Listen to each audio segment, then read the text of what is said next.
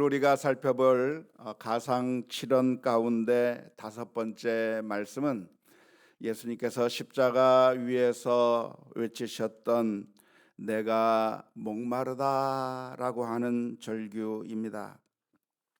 십자가 위에서 극심한 고통 가운데 자신의 몸에 있던 피가 쏟아져 나오고 물이 다 쏟아져 나오면서 신체에 수분이 부족하고 입이 마르고 엄청난 갈증을 느끼는 가운데 너무나도 큰 고통 가운데서 울부짖을 수밖에 없었던 표현 중에 하나가 내가 목마르다라고 하신 말씀이라고 볼 수가 있겠습니다.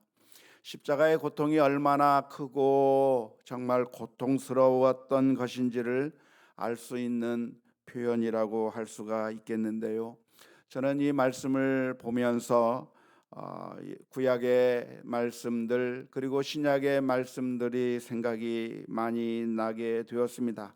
그 가운데 오늘은 신약에 있었던 한 말씀과 구약에서 있었던 한 장면을 살펴볼 수가 보고 싶습니다. 먼저 신약의 장면에서 생각해 볼 수 있는 구절이 하나 있는데요. 그것은 바로 부자와 나사로의 비유입니다. 예수님께서 해주신 그 부자와 나사로의 비유의 한 장면을 보면 부자는 죽어서 지옥에 가게 되었는데 그 부자가 극심한 고통 가운데서 아브라함을 향해서 간청했던 이야기가 누가복음 16장 24절 말씀 가운데 기록되어 있습니다. 불러 이르되 아버지 아브라함이여 나를 긍휼히 여기사 나사로를 보내어 그 손가락 끝에 물을 찍어 내 혀를 서늘하게 하소서. 내가 이 불꽃 가운데서 괴로워하나이다 라고 하는 그런 절규였습니다. 지옥의 고통 가운데서 너무나도 극심한 고통 가운데서 울부짖을 수 있는 그런 수많은 고통의 표현들이 있을 수 있겠지만 부자는 그 지옥 가운데서 목말라 하면서 제발 물 한 방울만이라도 내 혀에 떨어뜨려 주었으면 좋겠다고 하는 간절한 간청을 하게 되는 것을 볼 수가 있는데요. 그런데 그 부자가 했던 지옥의 형벌 가운데서 했던 부자의 절규를 지금 십자가 위에서 예수님께서 하고 계시다고 하는 점을 우리가 주목해 볼 수가 있겠습니다. 예수님께서 십자가 위에서 당하셨던 그 고통이 그냥 아무런 고통이 아니라 정말 죽음을 맛보는 고통이었고 지옥의 형벌을 맛보는 것과 같은 그런 고통이었다고 하는 것을 보여주는 장면이라고 할 수가 있겠습니다. 우리는 사도신경이라고 하는 그 신앙 고백문을 예배 가운데 종종 하게 되는데요. 그 사도신경을 보게 되면 우리나라 한글 번역본에는 빠져 있지만 사도신경의 원문을 보면 라틴어 원문을 보게 된다고 하면 거기에 들어있는 특이한 표현이 하나 있습니다. 그것은 바로 예수님께서 음부에 내려가셨다라고 하는 표현입니다. 사도신경에 대해서 우리가 오해하지 말아야 할 것이 있다고 한다면 이름과는 달리 이 사도신경의 고백이 사도들이 만든 것은 아닙니다. 전설에 의하면 12사도가 한 문장씩 이야기를 해서 그 12개의 문장으로 이루어진 사도들이 만든 신앙 고백서라고 하는 그런 내려오는 전설이 있기는 하지만 사도들이 만들었다고 하는 그런 증거는 전혀 없습니다.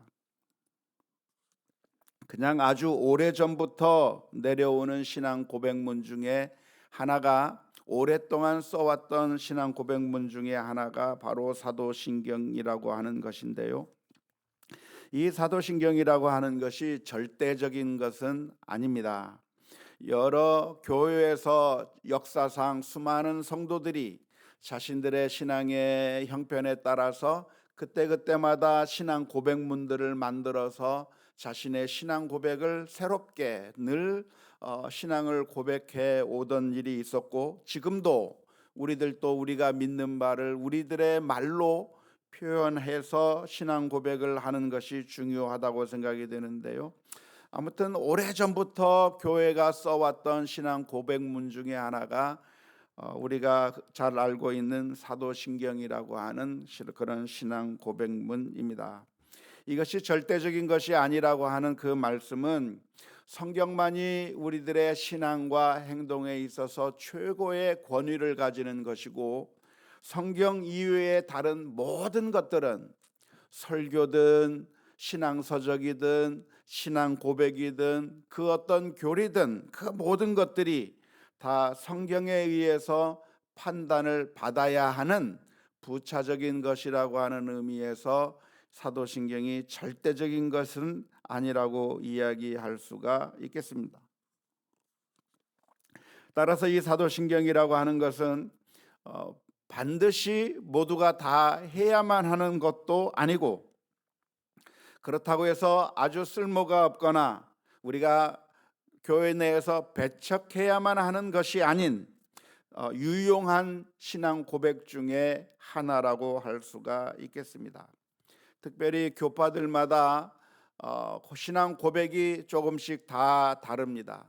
감리교회 신앙 고백이 다르고, 장로교회 신앙 고백이 다르고, 침례교회 신앙 고백이 다르고, 다 교파마다 다양한 신앙의 전통 가운데 서 있기 때문에 그 신앙의 고백의 그 내용들이 조금씩 다르고 성경을 이해하고 있는 것들이 조금씩 다르지만, 그러나 그런 모든 교회들이 그래도 공통적으로 할 수 있는 신앙 고백은 사도신경이라고 하는 신앙 고백이기 때문에 그나마 유용하게 사용할 수 있는 것이 사도신경이라고 할 수 있는 것이죠.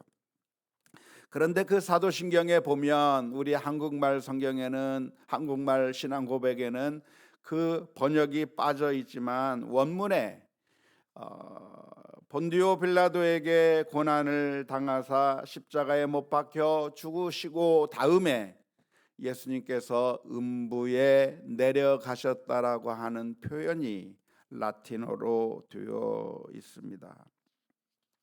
영어 번역에서도 들어있기 때문에 영어로 신앙 고백을 하는 신앙 고백문을 살펴보다 보면 이 부분이 한국말에 빠져 있네라고 발견할 수 있을 것입니다. 그런데 예수님께서 음부에 내려가셨다라고 하는 이 표현이 여러 가지 논란이 되고 있는 것이죠. 예수님께서 십자가에 못 박혀 죽으신 다음에 정말로 지옥에 가셨나, 지옥에 가지 아니하셨는가라고 하는 논란이 교회사적으로 자꾸만 벌어지고 있는 것입니다. 그래서 지난번 우리 톡투유 시간에 질문이 하나 나왔었는데요. 예수님께서 십자가에 못 박혀 죽으신 다음에 예수님의 영혼은 어디로 갔습니까? 라고 하는 질문이 나오는 것은 아마도 이런 배경들을 잘 알고 있기 때문에 나오는 질문이라고 생각이 됩니다. 과연 예수님께서 십자가에 못 박혀 죽으시고 장사된 다음에 지옥에 내려가셨을까라고 하는 것인데요. 제가 이해하기로는 우리 주님께서는 운명하신 후에 아버지의 품에 안기신 것으로 보는 것이 옳을 것이라고 생각을 합니다. 왜냐하면 예수님께서 강도에게 주셨던 말씀이 오늘날 내가 나와 함께 낙원에 있으리라고 말씀해 주셨을 뿐만 아니라 하나님을 향해서 기도하는 가운데 내 영혼을 아버지의 품에 맡긴다고 하는, 아버지의 손에 맡긴다고 하는 그런 기도의 제목을 하신 것으로 보아서 뿐만 아니라 지옥에 내려갔다라고 하는 그것을 뒷받침할 만한 확실한 성경적인 근거가 없기 때문에 예수님께서 음부에 내려가셨다, 지옥에 내려가셨다라고 하는 것은 실제적으로 예수님께서 그렇게 지옥에 내려가신 것을 표현하는 것이라기보다는 칼빈이 해석한 것처럼 예수님께서 십자가 상에서 정말 지옥의 고통과 같은, 음부의 고통과 같은 심각한 아주 고통을 당하셨다고 하는 그런 의미에서 사도신경이 그런 표현을 했다고 보는 것이 옳을 것으로 생각이 됩니다. 이 아침에 그 모든 사도신경에 관련된 모든 논란들을 정리해서 다 설명할 수는 없겠지만, 예수님께서 십자가상에서 당하신 그 고난이 정말로 생생하게 아프신 고통이었기 때문에 내가 목마르다라고 그렇게 울부짖은 것이었고, 그 십자가의 고통이야말로 지옥의 고통을 맛보는 것과 같은 그런 고통이었다고 이해하실 수가 있겠습니다. 그런데 예수님께서 이렇게 내가 목마르다라고 표현하신, 울부짖으신 그것을 생각해 볼 때 예수님이 어떠한 분인가를 생각해 보면 그 표현이 더욱더 생생해집니다. 요한복음 4장 13절에서부터 14절 말씀해 보면 예수님께서 이렇게 말씀해 주셨습니다. 예수께서 대답하여 이르시되 이 물을 마시는 자마다 다시 목마르려니와 내가 주는 물을 마시는 자는 영원히 목마르지 아니하리니 내가 주는 물은 그 속에서 영생하도록 솟아나는 샘물이 되리라라고 말씀해 주셨습니다. 다시 말하자면 예수님께서는 우리들에게 생명의 물을 공급해 주시는 물로, 그분으로서 우리로 하여금 다시금 갈증이 나지 않게, 다시는 목마르지 않게 해 주시겠다고 했던 분이 바로 예수님인데, 예수님께서 친히 이렇게 목마를 수밖에 없었다고 하는 것은 어쩌면 아이러니처럼 보이게 되는 것이죠. 예수님께서는 돌로 떡을 만들어 먹으라고 하는 사탄의 유혹 앞에서도 전혀 흔들리지 않고 40일을 금식하셨으나, 그러나 그 떡을 만들어 먹으라는 그 유혹 앞에서도 사람이 떡으로 사는 것이 아니라 하나님의 말씀으로 사는 것이라고 하면서 의연하게 물리치셨던 예수님이신데, 그 예수님께서 친히 십자가의 고통을 당하면서 목마름을 느끼시고 갈증을 느끼셨다고 하는 것이 아주 놀라운 것입니다. 그런데 이것은 바로 우리가 예수님으로부터 갈증을 다시는 느끼지 않을, 다시는 목마르지 않을 영원한 생명, 영원한 생수를 얻게 되는 것이, 우리가 그냥 얻게 된 것이 아니라 사실은 예수님께서 목마르심을 통해서 우리로 하여금 목마르지 않게 만드셨다고 하는 것을 볼 수가 있습니다. 우리에게 생명을 주시는 것은 그냥 남아도는 생명이 있으니까 우리들에게 하나 가지라고 하는 것이 아니고, 우리로 하여금 다시는 목마르지 않겠다고 하시는 이야기는 물이 남아도니까 그냥 주어서 우리들에게 목마르지 않겠다고 해주신 것이 아니라, 사실은 이사야서 53장에서 말씀해 주신 것처럼 우리 주님께서 채찍에 맞으셨기 때문에 우리가 나음을 잊는 것이고, 우리 주님께서 생명을 잃으셨기 때문에 우리가 생명을 얻게 되는 것이고, 예수님께서 목말라 하셨기 때문에 우리로 하여금 목마르지 않는 영원한 생수를 얻게 만드셨다고 하는 것을 바라보아야 할 것입니다. 구약에 있어서도 여러 장면들이 생각이 날 수가 있겠지만, 그 중에 한 장면을 생각해 본다고 한다면, 그 옛날 다윗이 베들레헴 근처에서 울부짖었을 때에 다윗의 세 용사들이 다윗을 향해서 물을 떠다 준 장면이 생각이 납니다. 다윗은 사울을 피해서 도망 다니고 또한 여러 가지 일들을 하는 가운데 베들레헴 근처에 있게 되었습니다. 그런데 그 다윗이 베들레헴을 먼 발치에서 바라보면서 울부짖기 시작했습니다. 누가 나로 하여금 저 베들레헴의 우물물을 마실 수 있게 해줄 것인가 라고 울부짖었죠. 베들레헴이라고 하는 곳이 어디입니까? 이 다윗의 고향이었던 것입니다.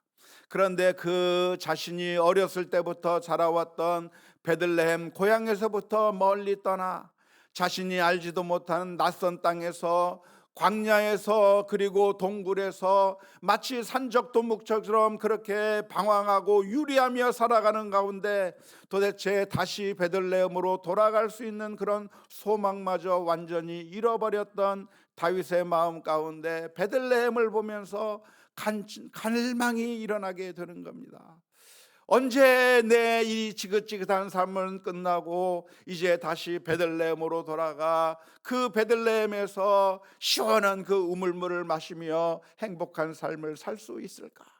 하나님께서는 약속해 주시기를 내가 너로 하여금 이스라엘의 두 번째 왕이 되게 해 주시겠다고 약속해 주셨는데 그 약속과는 달리 정처 없이 떠돌아다니는 그런 유리하고 방황하는 삶을 살고 있었던 그 다윗의 마음 가운데 갈망이 생겨서 언제 이런 고난이 끝나고 언제 이러한 아픔이 끝나고 이제 다시 베들레헴으로 돌아가서 그리고 하나님의 약속을 누리며 이 베들레헴의 우물물을 마시며 쉴 수 있을까를 그렇게 갈망했던 것입니다. 그때 그 이야기를 들었던 세 명의 용사들은 다윗이 그렇게 물을 애타게 베들레헴을 소망하는 갈망하고 있는 그 모습을 보면서 그냥 남의 집 구경, 불이 난 것을 구경하듯이 거참 안 됐네 하면서 그냥 가만히 있지 않았습니다. 다윗이 그렇게 슬퍼하는 모습을 보면서 애타하는 모습을 보면서 저런 물이나 타령하고 무슨 지도자가 저 모양 저 꼴이냐 하면서 비아냥거리면서 옆에 가만히 있지 않았습니다. 그 세 명의 용사들은 그 순간에 세 명이 의기투합을 해서 베들레헴 진영으로 들어가기 시작하는 겁니다. 그 베들레헴 진영은 안전한 곳이 아니라 바로 적군인 블레셋 사람들이 지키고 있고 점령하고 있었던 곳이었기 때문에 베들레헴으로 들어간다고 하는 것은 목숨을 내놓는 일이고 가다가 잘못해서 어떻게 되면 죽을 수도 있는 그 상황 가운데서 이 세 명의 용사들은 베들레헴을 향해서 쳐들어가는 가운데 칼로 싸우면서 죽음을 무릅쓰고 목숨을 내놓고 그 베들레헴의 물을 떠와서 베들레헴의 우물물을 다윗에게 드리는 그런 충성스러운 세 명의 용사들이 있었던 것입니다. 다윗의 갈증을 풀어주는 것은 그냥 차고 넘치는 물 가운데서 남아도는 물 가운데서 하나 떠서 준 것이 아니라 자신의 목숨을 내놓고 내 목숨을 내놓더라도 다윗에게 물을 바친 그 모습을 보면서 다윗은 거기서 너무나도 큰 감동을 받고 그 물을 하나님께 드리고 하나님께서 결국 나의 인생을 하나님의 약속대로 이끄실 거라고 하는 확신을 가지고 전투에 나섰던 것을 볼 수가 있었던 것입니다.